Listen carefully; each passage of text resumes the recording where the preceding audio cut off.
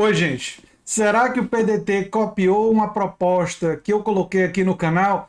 É claro que eu estou brincando. E como tem algumas pessoas que não pegam os trocadilhos, né? Porque teve um vídeo meu no passado recente que eu falei a arma secreta do Lula, eu estava me referindo, fiz um trocadilho com orçamento secreto. Eu quero deixar claro aqui que não é que literalmente o PDT está copiando, mas eu fiz um vídeo algum tempo atrás, no Ciro Sumiu, em que eu sugiro que o que o Ciro poderia fazer para ajudar o Lula é pedir aos seus eleitores que não votassem no Bolsonaro, porque o Bolsonaro contraria o PND, o Projeto Nacional de Desenvolvimento, e que seria coerente com a trajetória do Ciro e com todos aqueles que ajudaram a construir o PND, que ele pedisse para os seus eleitores não votarem no Bolsonaro. Bem, a Malu Gaspar traz os detalhes de que a proposta do PDT para Ciro Gomes, que apareceu a reportagem depois do meu vídeo, é exatamente, praticamente a mesma que eu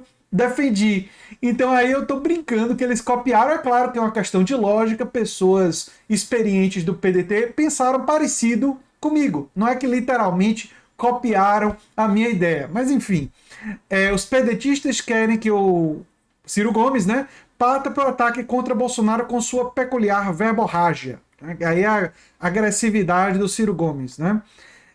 Como Ciro se recusa a declarar apoio explícito a Lula ou se engajar na campanha, como fez Simone Tebet, os pedetistas estão tentando uma alternativa, convencer a pelo menos gravar vídeos, que foi exatamente o que eu pedi ao Ciro, e eu fiz uma carta ao Ciro, que eu já mandei para a assessoria do Ciro Gomes.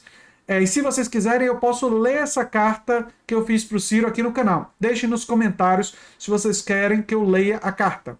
Aí eu faço uma carta pública ao Ciro Gomes, né? Mas enfim, gravar vídeos e fazer declarações públicas para reforçar a artilharia verbal contra a reeleição de Bolsonaro. Ou seja, se não pode ajudar a Lula diretamente, que pelo menos Ciro parta para o ataque contra o Bolsonaro com sua peculiar verborrágia. Ciro, porém, resiste. Ainda não superou a mágoa acumulada contra o ex-presidente e o PT. Segundo relatos, o presidente nacional do PDT, o Carlos Lupe, e o secretário nacional da Legenda, Manuel Dias, têm se empenhado na difícil missão de convencer Ciro a sair da profunda submersão em que entrou após ficar em quarto lugar. Eu fiz, inclusive, o vídeo Ciro Sumiu, em que eu reflito sobre isso, né, porque ele não está postando nada nas redes. Mais detalhes sobre esse lado dos bastidores da coluna da Malu Gaspar vão estar no comentário fixado desse vídeo. Pois bem, então vamos analisar um pouco mais essa questão.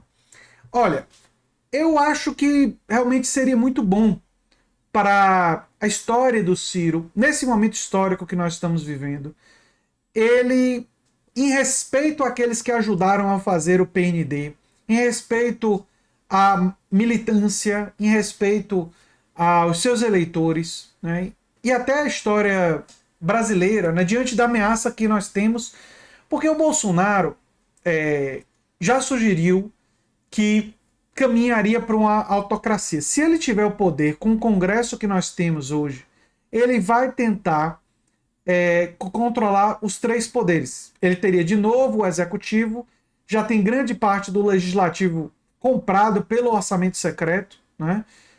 Que vocês sabem que ele primeiro vetou, aí quando o veto foi mantido, ele mandou uma lei de diretrizes orçamentárias contemplando os desejos do centrão, né, no direitão ou de ladrão, nome que você preferir.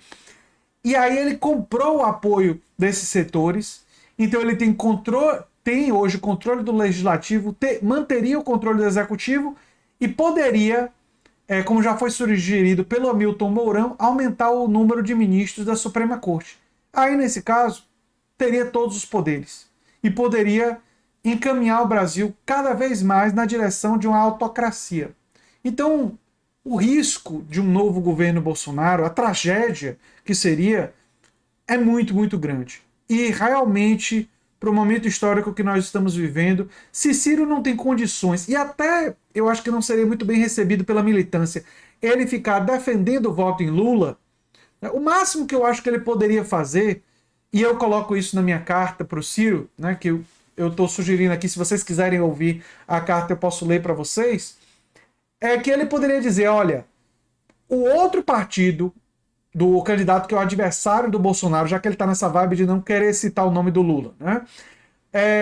Esse partido assumiu 3 propostas do PDT, que são do PND, né? 3 propostas, e assumiu um acordo ali, fez um acordo e tal. E pode ser cobrado, pode ser pressionado, que é um papel que o Ciro disse que faria checagem e tal, e pode, a partir do momento que o PT concordou com essas 3 propostas, ele pode ser pressionado, ele pode ser criticado se não defender essas 3 propostas que envolvem o endividamento das famílias, que envolvem a questão da educação em tempo integral, um programa para resolver a questão do endividamento. Quer dizer, todas essas questões, o PT pode ser cobrado, porque fez esse acordo com o PDT. O Bolsonaro não pode ser cobrado. O Bolsonaro é a antítese do PND. O Bolsonaro é contrário às propostas centrais do projeto de nacional desenvolvimento defendido pelo Ciro desde 2018. Diante disso, faz todo sentido que ele peça para os seus eleitores que pelo menos não votem em Bolsonaro. Não é? Segundo as pesquisas, de 25% a 40% dos eleitores de Ciro votariam em Bolsonaro, e de 35% a 42%, dependendo da pesquisa que você acredita, votariam em Lula. Né? Fica mais ou menos por aí. Tem um outro número de eleitores, dependendo da pesquisa, que também anulariam ou votariam em branco. Né? Enfim, diante desse cenário, me parece que seria o que o Ciro poderia fazer nesse caso.